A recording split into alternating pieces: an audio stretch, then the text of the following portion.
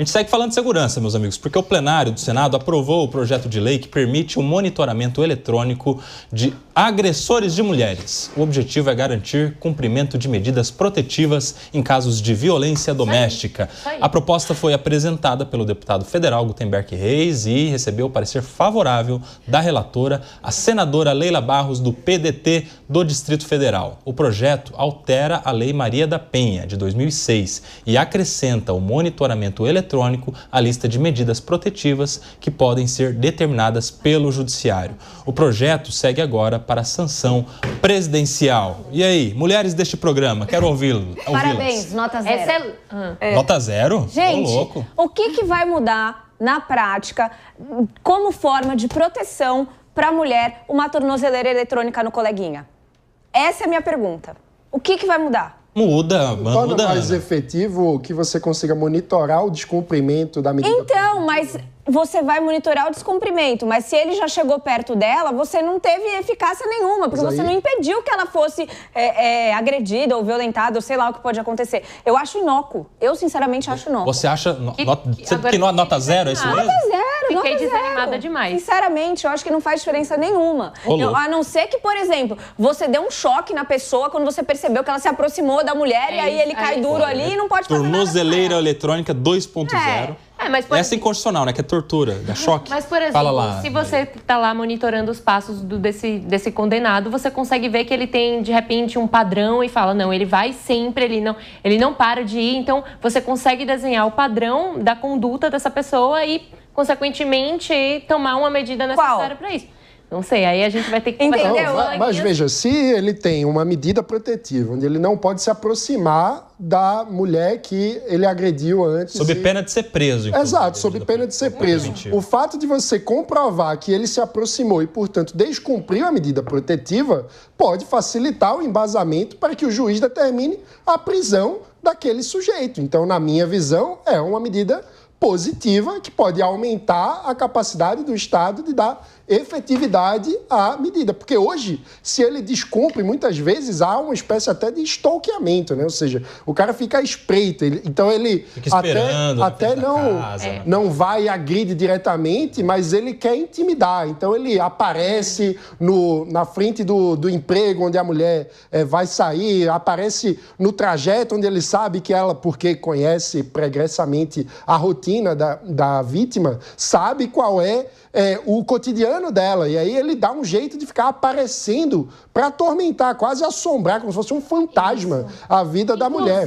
Mas como isso? Mas isso tudo bem, você vai criar um mecanismo que vai facilitar talvez a produção de uma prova que vai viabilizar ele ser preso. Mas o meu ponto é, o quanto isso protege aquela vítima naquele momento?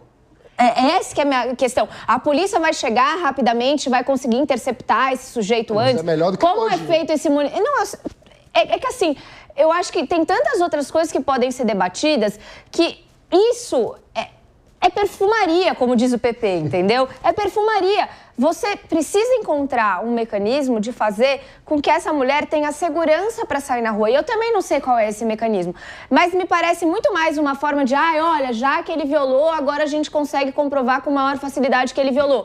Mas, para mim, o foco aqui seria como impedir que ele viole, porque é isso que vai proteger a mulher. Quero ouvir a Ellen isso Brown. Que vai proteger aquela vítima. Fala, Ellen. Não, eu ouvindo a Ana, me corrija se eu estiver errada, Ana, eu tenho a sensação que toda essa indignação é porque quando você reconhece botar a tornozeleira eletrônica, né, num agressor ali que praticou violência doméstica, você reconhece tacitamente toda a falência do sistema protetivo em relação a essas mulheres. Ou seja, não está funcionando esse sistema.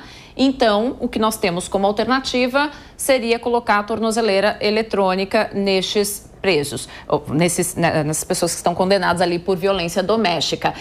É triste demais.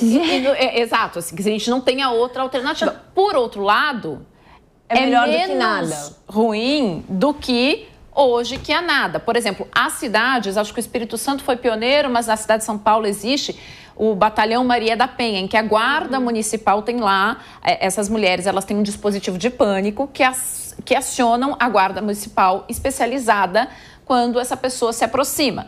Se de repente você conseguir, não sei se existe essa possibilidade, integrar, de cruzar os dados da tornozeleira com esse botão do pânico aí das guardas, a gente já está começando a pensar em usar a inteligência para fazer a proteção dessas mulheres. Então, me parece que aí há um caminho a ser discutido. Porque, por exemplo, né, na minha cabeça, se a mulher também tivesse um dispositivo que, de alguma forma, olha, ele está se aproximando, daí faria sentido. Mas, simplesmente, ele ter o dispositivo e a mulher continua desprotegida, para mim não faz diferença.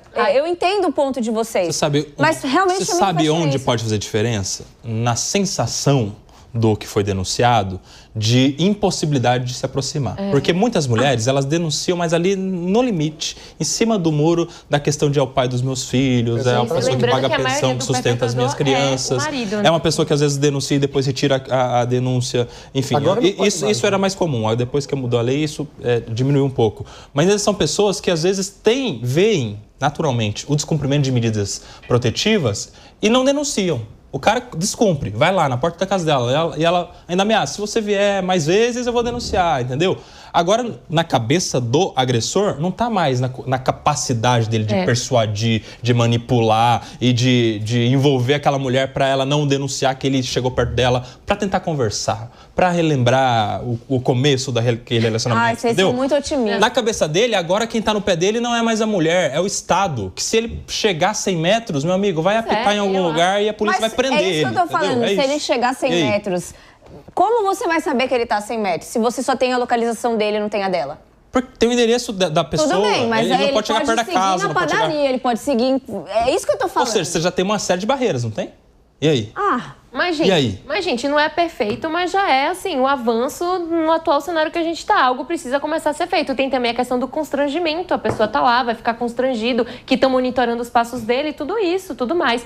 Queria chamar a atenção aqui, os universitários me falaram que aqui no estado a gente teve um projeto de lei do deputado estadual Lucas Bove também, que é a criação do programa de monitoramento eletrônico de pessoas condenadas pelos crimes de estupro e estupro de vulnerável. Então já é um debate que também transcende não só a esfera federal, mas também estadual e municipal. E algo precisa ser feito, porque, não vai surtir efeito, mas já é... Tem uma outra questão aí também. Nesses crimes, eu quero ouvi-los, nesses crimes, principalmente de violência contra a mulher, onde são crimes geralmente praticados entre quatro paredes, onde não há testemunhas, onde não há câmeras, onde não há registros, a palavra da vítima vale muito. E às vezes, isso é a exceção, isso é mal utilizado em términos de relacionamentos, em disputas de pensão, de partilhas de bens e de ressentimentos de qualquer relação. E às vezes isso gera medidas protetivas que depois são revistas. Mas a medida protetiva é uma decisão judicial, não é algo aparente, que vai andar colado no pé da pessoa por qualquer lugar. Como é que vocês veem essa questão da presunção de inocência com uma tornozeleira eletrônica na pessoa já de pronto? E aí? Quero ouvi-los. Mas e aí? A partir de uma decisão judicial. Então, a presunção da inocência já foi um pouco relativizada em função de uma decisão contra a pessoa que está sendo condenada, né? Ou pelo menos provisoriamente tem uma decisão que a obriga a usar a tornozeleira. Então, na minha visão, o fato de termos essa decisão sendo tomada dentro de um sistema de justiça, com um juiz, com direito à defesa, é aquilo que cria os limites para esse tipo de constrangimento. É claro que o judiciário está muito longe de ser perfeito e, eventualmente, cometerá erros, mas também por isso temos, na própria previsão legal e do funcionamento do sistema de justiça, os meios de recurso e de reavaliação de decisões judiciais.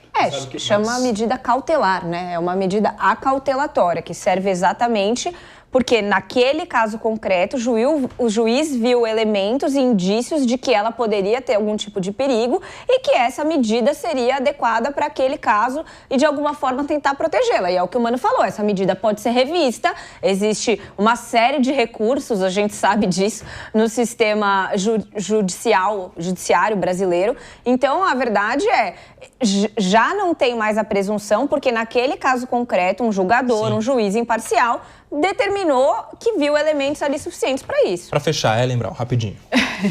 Não, é que eu não tenho muito mais acrescentado que o que o Mano pontuou. Quando a gente está colocando uma tornozeleira, uma medida protetiva, isso já passou por um processo, né? Primeiro na delegacia, depois ali no judiciário. Então, a presunção da inocência, ela não cai por terra, não é uma coisa que vai por terra por causa de um depoimento que, aliás, é bem difícil de ser dado e por isso que precisa se considerar com tamanho o peso, né, Coba? E no futuro, quando a tecnologia avançar ainda mais, a medida protetiva não vai precisar da tornozeleira eletrônica. O celular da vítima e do agressor na mesma... Pois é, que nem faziam com o Covid. Geolocalização. Com o Covid, quando você tinha lá, pelo menos no Reino Unido, você tinha um aplicativo que quando você se aproximava com alguém com Covid, já acionava, podia engajar com a justiça aí.